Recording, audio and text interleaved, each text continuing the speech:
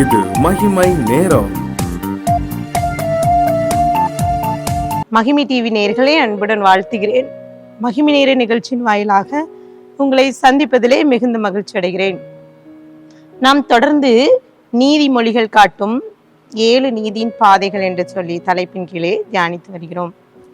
இன்றைக்கும் நீதிமொழிகள் 22:4 குறிப்பிடப்பட்டிருக்கிறது, தாழ்மைக்கும் கர்த்தருக்கு பயப்படுதலுக்கும் வரும் பலன் ஐஸ்வர்யமும் மகிமையும் ஜீவனுமாம். இன்றைக்கு எடுத்துக்கொண்ட தலைப்பு தாழ்மையா பெருமையா. பெருமை சில நேரங்களில் தாழ்மைங்கிற பேர்ல நம்மையே மாற்றி கொண்டு இருக்கிறோம். நம்ம ட்ரெஸ்ஸிங், நம்மளுடைய பிஹேவியர், இதெல்லாம் வெளி தோற்றங்கள்ல தாழ்மையா இருக்கிற மாதிரி இருக்கும். ஆனா உள்ள அவங்கள்ட்ட பேசும்போது பாத்தீங்கன்னா பெருமை, சின்ன வார்த்தையில கூட பெருமை நம்மை காட்டி படைக்கிறது. நீதிமொழிகள் 29:23 மனுஷனுடைய அகந்தை அவனை தாழ்த்தும், மனத்தாழ்மையுள்ளவனோ கனமடைவான். நீதிமொழிகள் 18:2 மேன்மைக்கு முன்னானது தாழ்மை, மேன்மைக்கு முன்னானது தாழ்மை என்று குறிப்பிடப்பட்டிருக்கிறது. தாழ்த்து, தன்னைத்தான் தாழ்த்துகிறவன் உயர்த்தப்படுவான். நிறைய வேத வசனங்கள் நமக்கு தெரியும். தாழ்மை குறித்து நம்ம சொன்னா வேதம் நமக்கு அநேக கற்று தருகிறது. தன்னைத்தான் தாழ்த்த வேண்டும், இதெல்லாம் நம்ம சொல்லுவோம். ஆனா நம்மளால அதை செயல்படுத்துவது மிக கடினம். ஒரு சகோதரி சொன்னாங்க, அவங்க சர்ச்சுக்கு போயிட்டு அவங்கள யாராவது அவங்க டிசைன்ல சாரி கட்டினா அதை அவங்க திருப்பி கட்ட மாட்டாங்க. சில குரூப் சாரீஸ் எல்லாம் எடுப்பாங்க, இதை வாங்கிக்கிடுறீங்களா அப்படின்னு கொடுத்தனா, என்ன மாதிரி எல்லாரும் அவங்க கட்டுறாங்களா அது மாதிரிலாம் அப்படிலாம் எனக்கு பிடிக்காது, அதுக்காக அவங்க வாங்குறது இல்லை. பாருங்க, பெருமை. ஒரு சின்ன விஷயத்துல, ஒரு சாரி விஷயத்துல கூட நம்ம பெருமைப்படுறோம். சிலர் சொல்லுவாங்க ஜுவல்ஸ் என்ற இவ்வளோ இருக்குது. ஒரு திருமண காரியமாக இருந்தாலும் சரி பேசுவது உண்டு. பாருங்க, 100 பவுன் நகை, ஒரு கார், இல்ல இத்தனை லட்சம், இவ்வளோ டெபாசிட் போட்டிருக்குது, இவ்வளோ இருக்குது, மாப்பிள்ளை இவ்வளோ சம்பாதிக்கிறாரு, மாப்பிள்ளை இந்த ஒரு வேலையில இருக்கிறாரு, இந்த கம்பெனியில இருக்கிறாங்க. பெருமை வந்துருதுல நமக்குள்ள. சில நேரங்களிலே நம்மையும் அறியாமல் நாம் பெருமைப்பட்டு விடுகிறோம். நீதிமொழிகள் 8:13 தீமையை வெறுப்பதே கர்த்தருக்கு பயப்படும் பயம், பெருமையையும் அகந்தையையும் தீய வழிகளையும் புரட்டுவாயையும் நான் வெறுக்கிறேன் என்று சொல்லி சாலமோன் அங்கே குறிப்பிடுகிறார். பெருமை இதெல்லாம் வெறுக்கிறாராம். நீதிமொழி தானியேலிலே அங்க ஒரு குறிப்பிடப்படுகிறது. பெருமை என்ற உடனே நமக்கு நினைவுக்கு வருகிறது நேபுகாத்நேச்சார். அவருடைய வாழ்க்கையிலே அவர் கட்டின அந்த பாபிலோன்,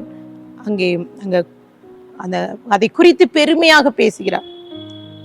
அது தன்னுடைய வல்லமையினால் பராக்கிரமத்தினால் கெட்டப்பட்ட மகாபாபிலோன் என்று சொல்கிறார். தானியேல் 4:31 இந்த வார்த்தை ராஜாவாகிய வாயில் இருக்கும் போதே வானத்திலிருந்து ஒரு சத்தம் உண்டாக்கி, ராஜாவாகிய நேபுகாத்நேச்சாரே, ராஜ்யபாரம் உன்னை விட்டு நீங்கிற்று, மனுஷனின்று தள்ளப்படுவாய், வெளியின் மிருகத்தோட சஞ்சரிக்கப்படுவாய் என்று குறிப்பிடப்படுகிறது.